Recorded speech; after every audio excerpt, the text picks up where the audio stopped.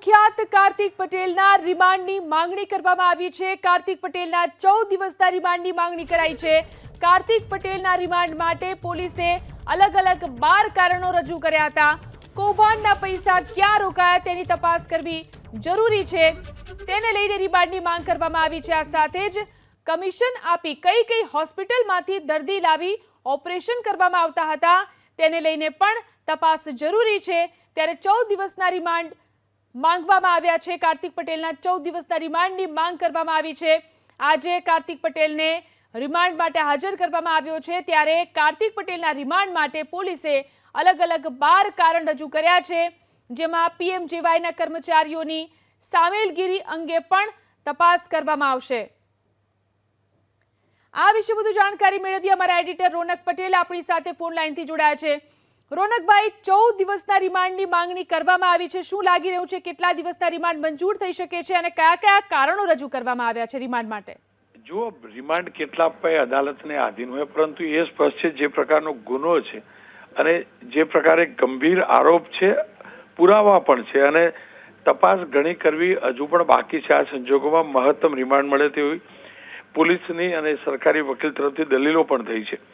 જે પ્રકારે અગાઉથી જ કહેવાતું હતું કે પીએમ જેવા કાર્ડનો દુરુપયોગ કરીને જે છેલ્લે એક્સપોઝ જે થયું તે 19 દર્દીને લઈને આવ્યા હતા। 7ની એન્જિયોપ્લાસ્ટી કરાવી હતી, 2ના મરણ થયા હતા। મોટાભાગના દર્દીઓને 30 થી 40% જ બ્લોકેજ હોતું હતું, જેને 80% બતાવી સ્ટેન્ટ મૂકવાનું આ રેકેટ હતું, જે આપણે પહેલે દિવસથી કહેતા હતા તે પોલીસે આજે રજૂઆત પણ કરી છે। મેડિકલ ટીમે જે રિપોર્ટ આપ્યા એ પ્રમાણે 30 થી 40% જે હોય એમનું બ્લોકેજ 80 થી 90% દર્શાવવામાં આવતા હતા અને 80 થી 90% દર્શાવવા માટે સ્વાભાવિક દર્દી ડરતા હોય છે। એક દર્દીને તો એકની જગ્યાએ 2 સ્ટેન્ટ પણ નખી દીધા હતા।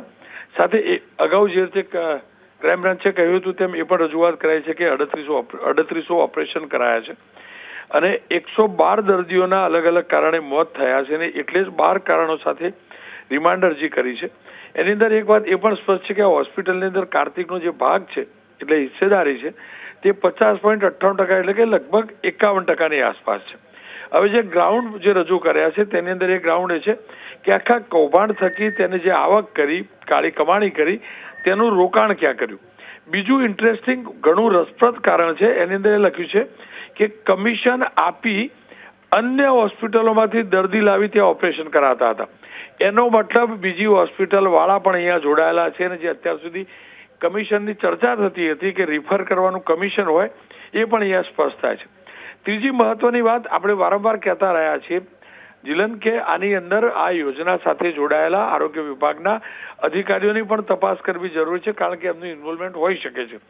એટલે પીએમ જેવા યોજનાના જે કર્મચારીઓ છે એવા કયા કયા કર્મચારીઓની સામેલગીરી છે તેની તપાસ કરવી છે, એ પણ રજૂઆત કરાઈ છે। એટલું જ નહીં, પીએમ જેવા યોજનાના લાભાર્થી ન હોય તેવા લોકોના ડેટા ચોરીને ખોટા કાર્ડ કાઢીને લાભ આપ્યો છે તે પણ રજૂઆત કરાઈ છે અને એ રીતે 16.14 કરોડ પીએમ જેવા યોજનામાં તેમને મેળવ્યા અને એના રોકાણ વિશેની પણ વાત કરી છે। સાથે જ ખ્યાતિના ઓડિટ રિપોર્ટમાં જાણી જોઈને સૌથી મોટી વાત એ છે કે એ પણ રજૂઆત કરે છે કે જાણી જોઈને નુકસાન દર્શાવવામાં આવતું હતું, એ પણ રજૂઆત કરાઈ છે। પછી બીજી વાત જે રિમાન્ડ માગી છે એની અંદર એ પણ કહ્યું છે કે ઓસ્ટ્રેલિયાથી ન્યુઝીલેન્ડ, ત્યાંથી દુબઈ એ બધા ગયા અને મોબાઈલ ગુમ છે, એટલે કે મોબાઈલ તેને ગુમ કરી દીધો છે। આ બધા જે રજૂઆત છે તે સરકારી વકીલ તરફથી કહેવામાં આવી છે।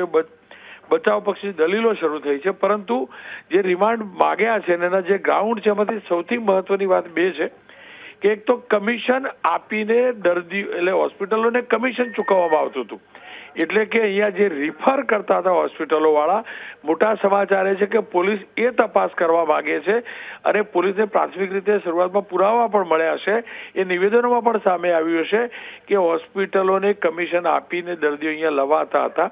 એ કઈ કઈ હોસ્પિટલ છે એની તપાસ કરવી જરૂરી છે।